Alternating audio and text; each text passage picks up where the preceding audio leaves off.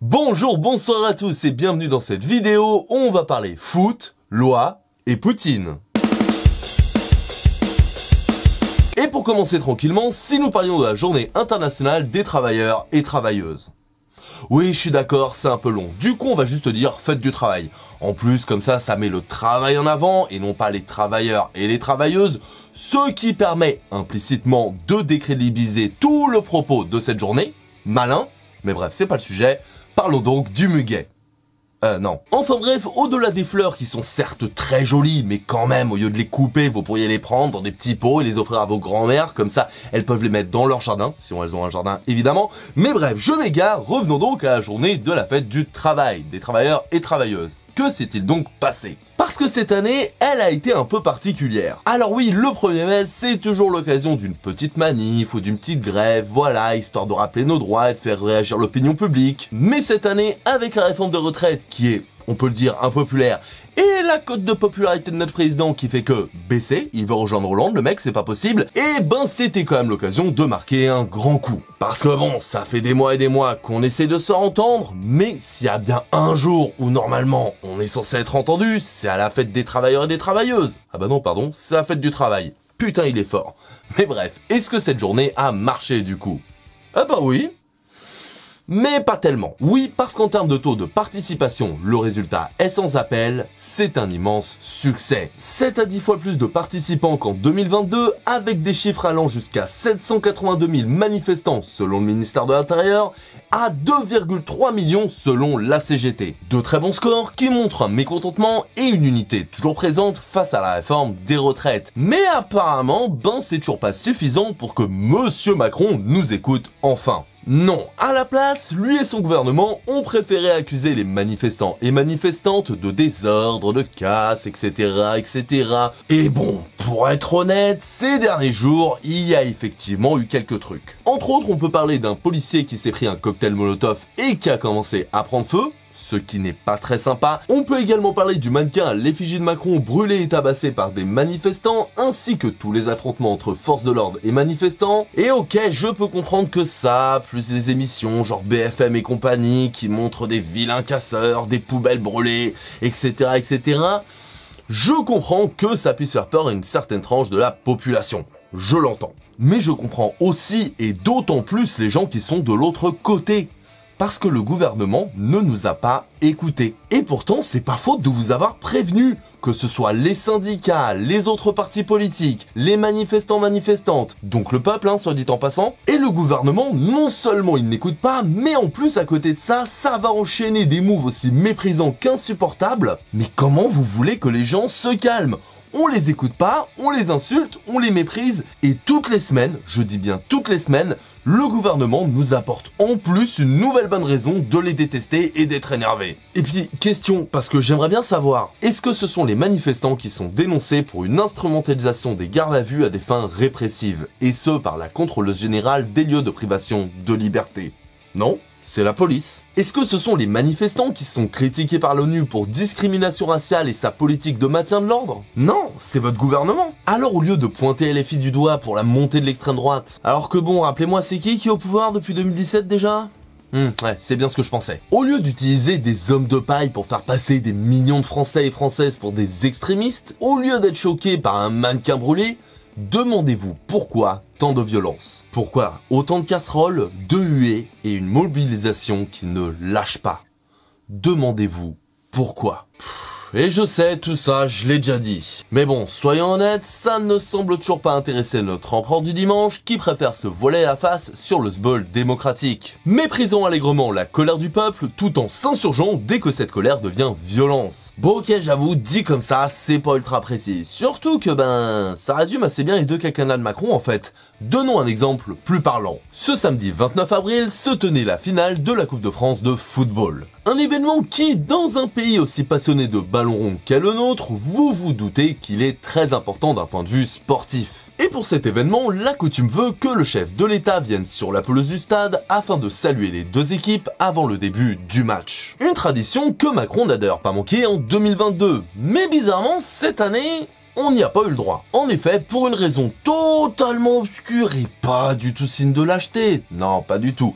Macron a préféré saluer les joueurs dans les couloirs du Stade de France avant qu'ils ne rentrent sur le terrain. Il a également préféré remettre la coupe aux gagnants de sa tribune plutôt que sur le gazon comme ça se fait habituellement.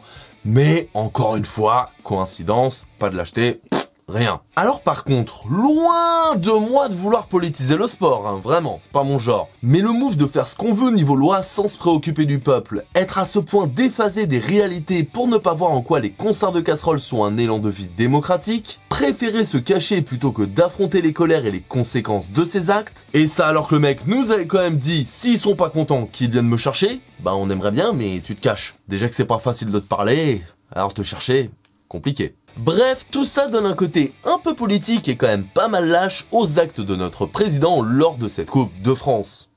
Mais c'est pas possible, on politise pas le sport, on vous a dit. Puis les gens ils gueulent, hein, mais est-ce qu'ils ont de bonnes raisons de gueuler, hein? Non mais je veux dire, à part la réforme des retraites, APB, le SNU, la suppression de l'ISF, à part tout ça, prochainement, est-ce qu'on aura de vraies raisons de gueuler? Plus que d'habitude, je veux dire.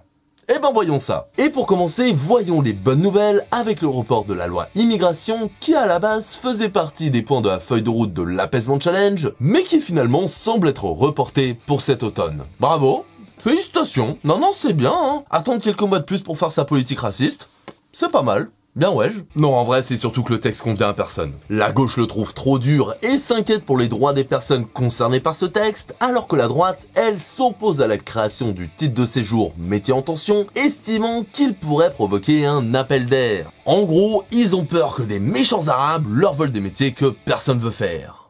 Oh. Sinon, Macron nous refait le coup de Pinocchio avec l'augmentation du salaire des profs de 5,5%. Ce qui oui, de base pourrait paraître pas trop mal et déjà bien, mais déjà à la base il avait promis 10%, donc c'est moins. Et surtout, ben le coût de l'inflation il est de 5,7%, donc même en prenant ça en compte, ils perdent de l'argent les profs. Mais bon, je suis sûr que c'est le genre de stratégie qui va donner envie aux jeunes d'être enseignants ou enseignantes, et ce malgré le salaire qui ne semble toujours pas à la hauteur, et les autres problèmes liés à la profession, c'est sûr, ça va motiver. On peut aussi parler des JO de 2024, avec cette volonté toujours plus grande de remplir l'espace public de policiers et gendarmes, soit 30 000 par jour pendant un bon mois, ce qui, ok, pourrait paraître logique et raisonnable, après tout, Jeux Olympiques, événements internationaux, tout ça, pourquoi pas? Alors ça c'est ce que je dirais si on avait un autre gouvernement, parce qu'avec Macron en président et Darmanin à l'intérieur... je me sens moins en sécurité avec autant de flics là d'un coup. Et ça bien sûr c'est sans parler de toutes ces provisions de stage, de bénévolat, parce que pourquoi pas, allons-y. Non parce que c'est vrai quoi, payer les gens pour leur travail, mais c'est au XXe siècle tout ça. Macron lui il va plus loin, il est dans le futur, auto-entrepreneur, tout ça. Mais si bizarrement travailler gratos ne vous convient pas, je comprends pas, mais why not, hein, chacun ses goûts, eh bien rassurez-vous parce que Pôle emploi va devenir France Travail et ça va tout changer. En tout cas, pour les employeurs. Et si t'es pas content, rassurez-vous, il y a de la pédagogie. Non, je déconne, si t'es pas content, au bout d'un moment, il te radie ou il t'enlève des allocs. C'est super. Ok, j'exagère un chouïa.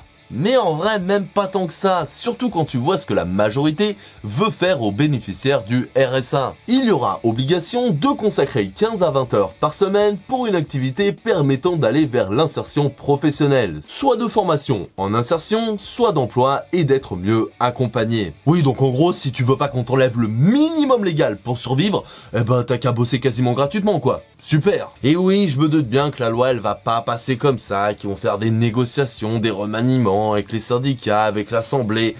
Mais l'idée de base est quand même assez flippante, hein, je trouve. Mais en tout cas, je me demande comment vont réagir les grandes entreprises. Parce que, par exemple, prenons McDo ou Amazon. Entre un employé qui doit payer avec un salaire décent, avec un contrat de travail et tout, tous les mois, plutôt que des employés jetables, vraiment pas cher du tout, et qui n'ont pas de vrai contrat, vu que, c'est des gens au RSA qui font juste des stages.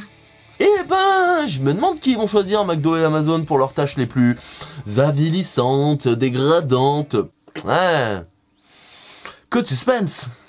Et pour finir, j'aurais pu vous parler du film sur les NFT qui fait polémique en ce moment, ou encore de la grève des scénaristes d'Hollywood qui nous rappelle celle du milieu des années 2000 et qui aura une énorme répercussion sur les scénarios des films et séries de ces prochaines années. Non, à la place, j'ai décidé de vous parler d'un sujet un peu plus léger, la Troisième Guerre mondiale.